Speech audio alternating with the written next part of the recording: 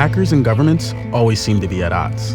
Dubai police say they have arrested hackers in a massive computer attack against the U.S. government. 25 members of Anonymous have been arrested. The news is filled with reports about hackers being arrested and politicians warning of the threat that hackers pose to society. Cyber warfare, it is a huge problem. But what happens when hackers become government? In practice, democracy is a set of technologies for how we're going to govern our society. This is Smári McCarthy, a hacker and member of the Icelandic parliament. He belongs to the Pirate Party, a political party that wants to bring radical transparency and the hacker mindset to Iceland's government. A lot of people hear the term hacker and they think of people breaking into computers. Hacking isn't about that. It's about exploring systems, trying to understand how they work, and fixing them. The concept of hackers getting into government, it's just yet another system that can be improved upon. So the question might be, what do you do when hackers take over your government?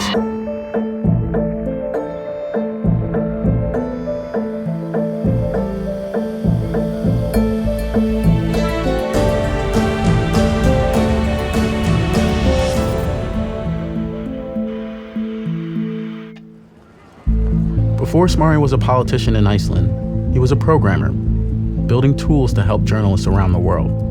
I was working with the Organised Crime and Corruption Reporting Project, helping to build technologies to detect misuse of power, misuse of public funds. Due to my work, I had a unique insight into how problems related to corruption were up on the surface in a way that we hadn't seen before. In the summer of 2015, I got called to a meeting. Over 400 journalists were researching the details of what was to become one of the largest stories of the decade. The so-called Panama Papers Be the largest leak of secret documents in history. This scandal is exploding on a global scale. The Panama Papers are staggering. More than 11 million documents. The Panama Papers are the largest single insight we've ever gotten into the dark underworld dealings of global finance. If we look at the things that have been happening in the Western world for the last several years, what we've seen is a breakdown of trust towards traditional politics. When people are fed up and they start demanding change, the strange thing about the Panama Papers was the disproportionate number of Icelandic people involved. The way that the public found out about the Panama Papers was a little bit strange. On a Sunday evening on the state broadcasting network, RÚV, we were watching the Prime Minister of Iceland being caught red-handed. 30,000 people were protesting right outside the Parliament building. That is 10% of the population of Iceland. Icelandic Prime Minister Sigmundur Davíð Gunnlaugsson resigned from office as a result of the Panama Papers. It was very clear at that time that there would be recall elections in October.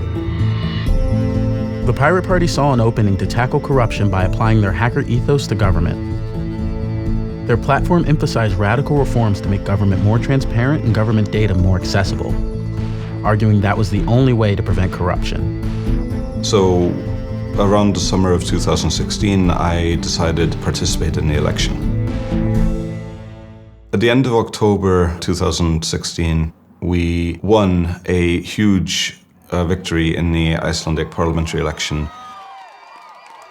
with 10 pirates being elected to the parliament. But winning is only half the battle.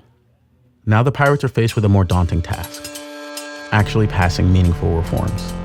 We're here because we're fed up with corruption. It used to be that pirates were criminals, but modern-day pirates are about something different.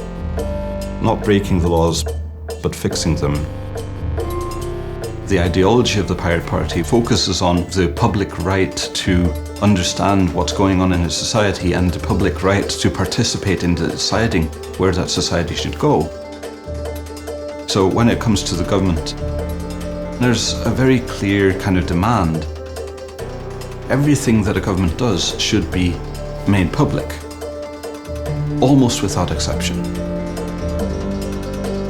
Law is the base layer of software that's running on top of society.